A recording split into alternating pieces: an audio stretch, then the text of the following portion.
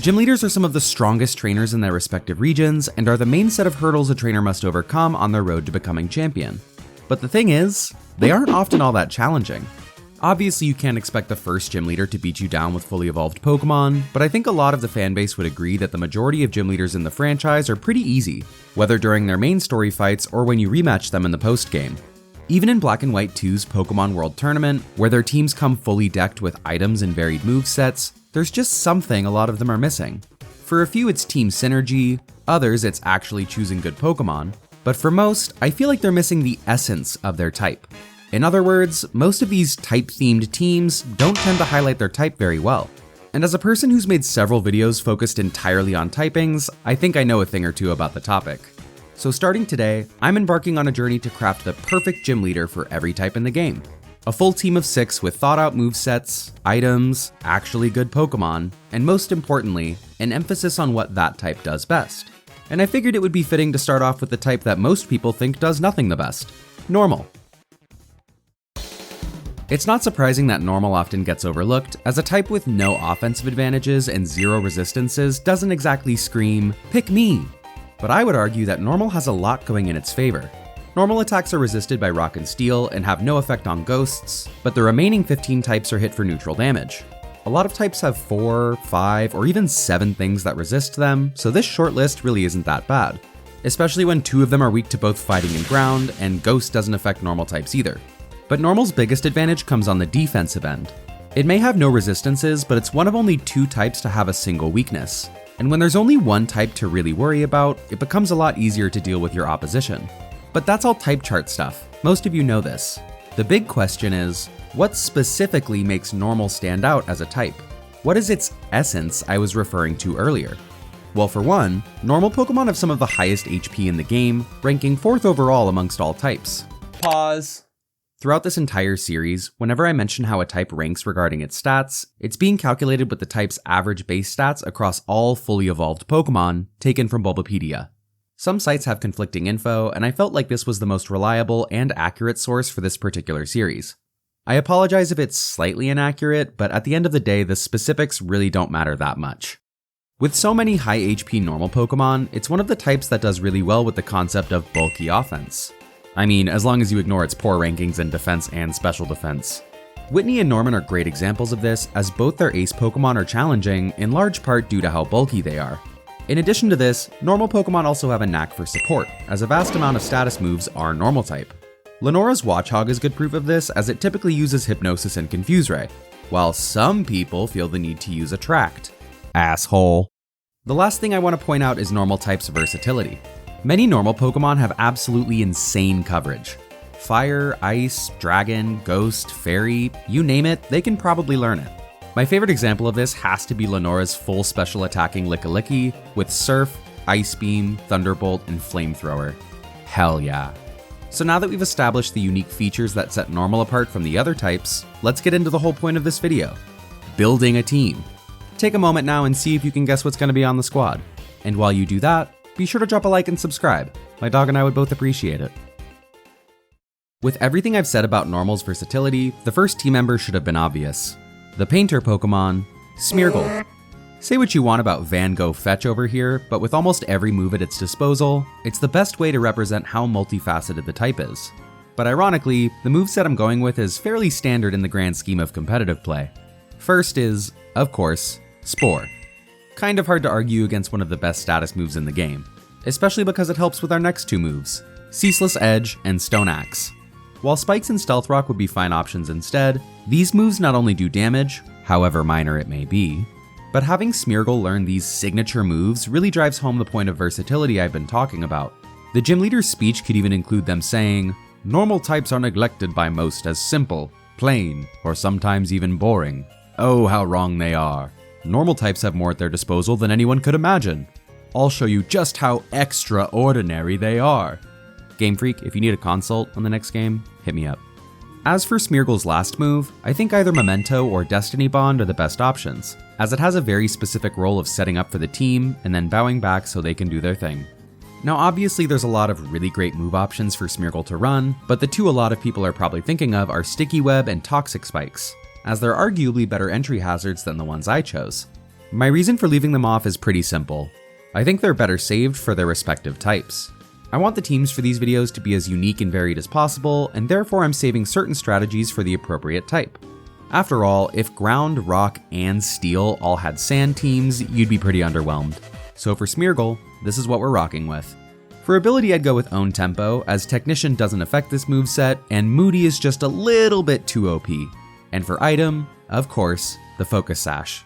This guy isn't living shit without it. While essentially a sacrificial lamb as usual, or I guess in this case a sacrificial beagle, Smeargle perfectly represents normal type's versatility and gets the team off to a great start. As I mentioned, this team only has one big obstacle to overcome: fighting types.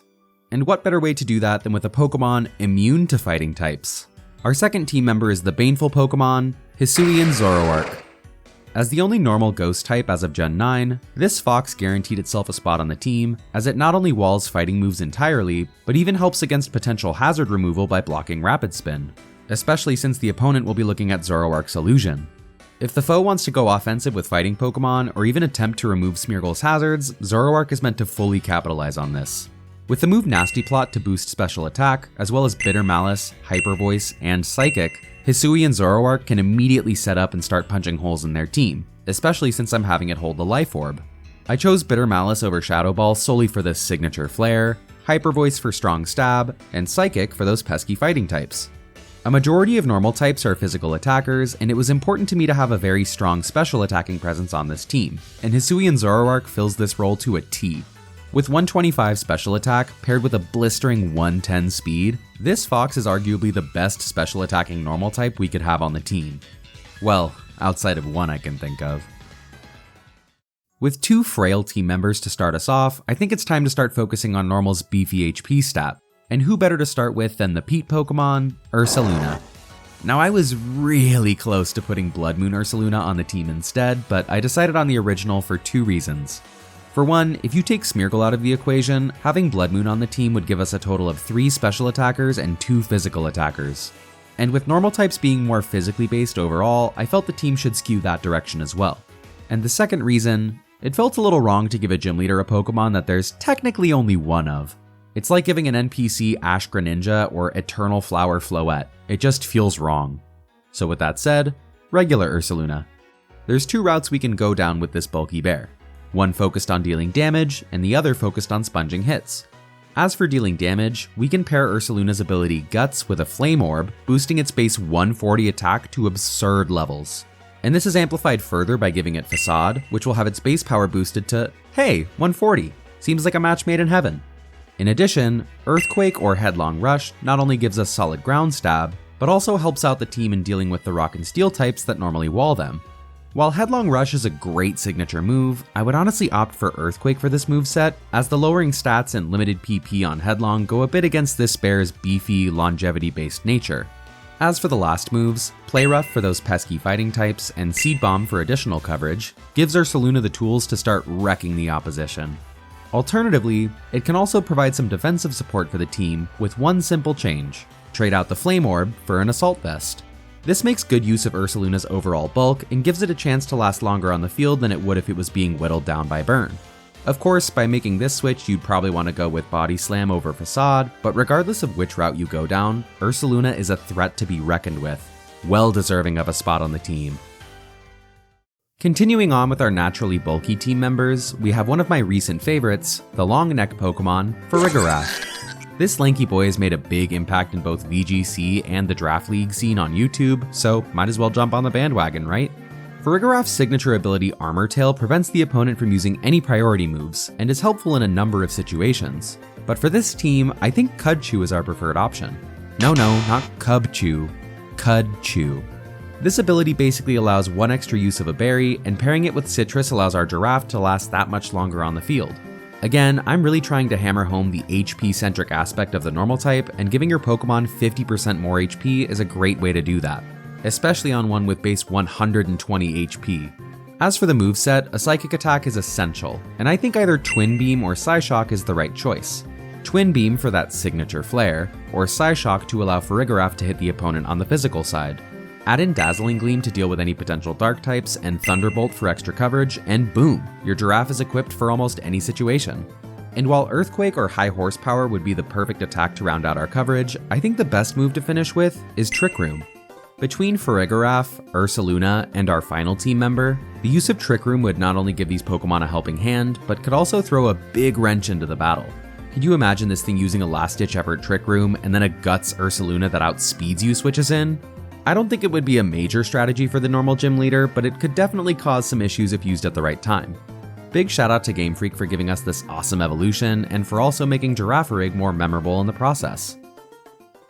With us now having a Ghost type and Psychic type to help combat fighting Pokemon, it only feels right to finish the trifecta with a Flying type. And whenever someone mentions a normal flying Pokemon, one obviously comes to mind before the others. Unfezant. No, I can't, not even as a joke. Of course, I'm referring to the Predator Pokemon, Staraptor. Also, quick side note, the Predator Pokemon? That's hard as f***.